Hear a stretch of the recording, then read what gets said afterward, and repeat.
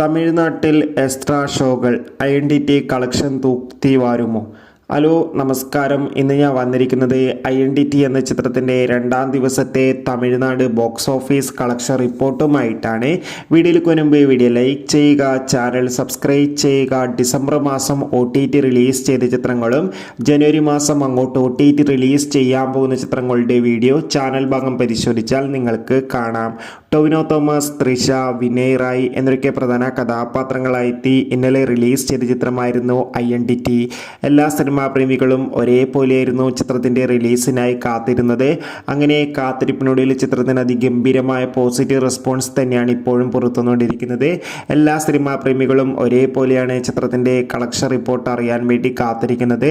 ചിത്രത്തിൻ്റെ രണ്ടാം ദിവസം തമിഴ്നാട്ടിൽ എക്സ്ട്രാ ഷോകളൊക്കെ ആഡ് ആക്കിയിട്ടുണ്ട്. അതുകൊണ്ട് തന്നെ 50 ലക്ഷത്തിന് മുകളിൽ നിന്നും കളക്ഷൻ നേടിയെടുക്കാൻ വേണ്ടി സാധിക്കുമെന്നാണ് ട്രാക്കിംഗ് റിപ്പോർട്ടുകൾ സൂചിപ്പിക്കുന്നത്.